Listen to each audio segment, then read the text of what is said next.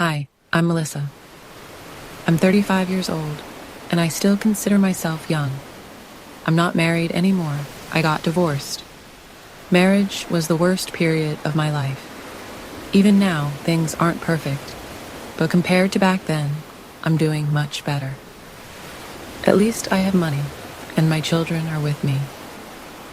I do everything I can for them, and I don't work myself.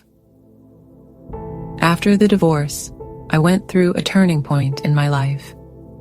My relationship with William was secretive and complicated, but I had started to question where this life was taking me. William had been a disappointment because he promised we'd get married, but never did. His family didn't allow him to marry a divorced woman like me, and he ended up marrying another relative. Yet he's still cheating on his wife.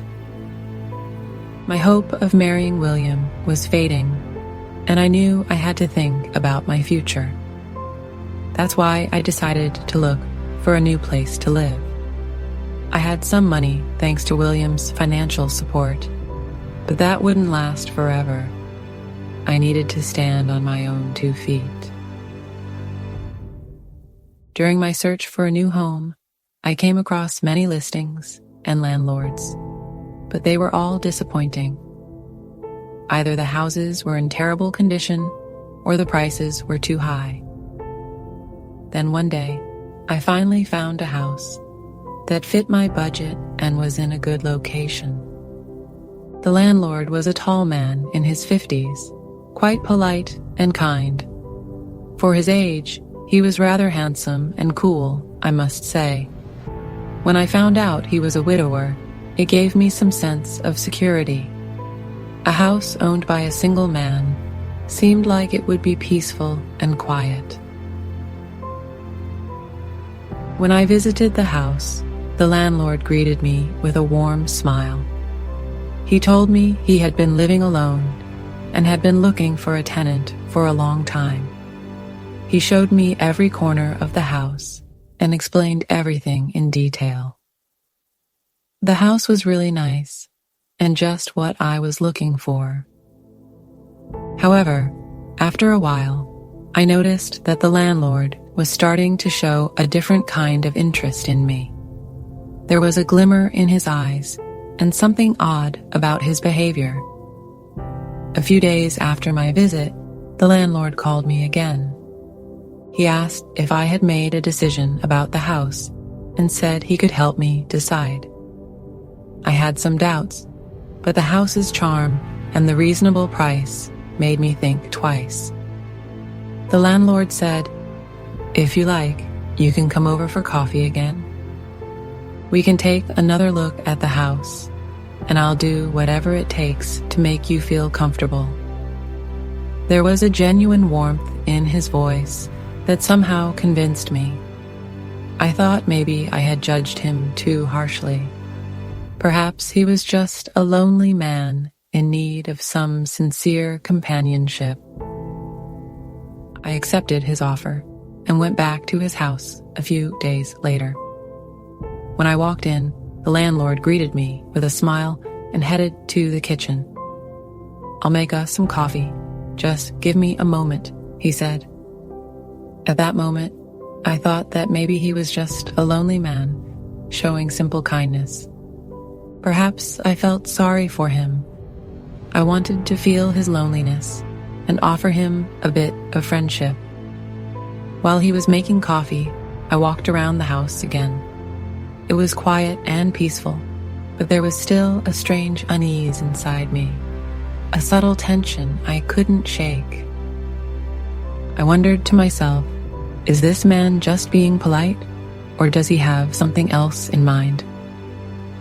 When I walked into the kitchen, the landlord set the coffee cups on the counter. He hesitated for a moment, then quietly approached me. With my back turned to him, he suddenly stepped closer. His hands lightly touched my shoulders, and all the unease inside me rose to the surface. "Melissa," he said in a low voice, "there's something I need to talk to you about." I froze. "Yes, I replied, my voice trembling. I'm a lonely man, and I have to admit, ever since I saw you, I haven't been able to get you out of my mind. He continued, I want to be with you, Melissa. His words filled me with dread. I couldn't comprehend what was happening. I took a few steps back, but he stepped forward. Please, tell me I'm misunderstanding this, I said. The landlord's face was set in a determined expression. You're not misunderstanding. I'm offering you money, financial support. I can give you everything you need. Just be with me, he said. His offer felt like a bomb exploding inside me. At that moment, I realized I was facing the true nature of this man I had wanted to trust. I saw the burning desire in his eyes, that dark craving. No, I said, my voice shaking. This isn't right. I can't do this. The landlord pressed on. Think about it, Melissa. I know you're in a difficult situation, but I can make you happy. I can give you everything you want, he insisted. He grabbed my arm forcefully and pushed me against the kitchen counter, leaning into me. I felt a rush of fear and a twisted sense of desire. He was trying to lift my dress, his hands exploring my legs, reaching inside my underwear. I was terrified, yet part of me felt an odd pull, but my fear and pride overwhelmed me. I thought of William, and with all my strength, I pushed the landlord away. This isn't right. I'm just looking for a place to live, I said. You can't offer me anything else. I quickly ran out of the kitchen and headed for the door.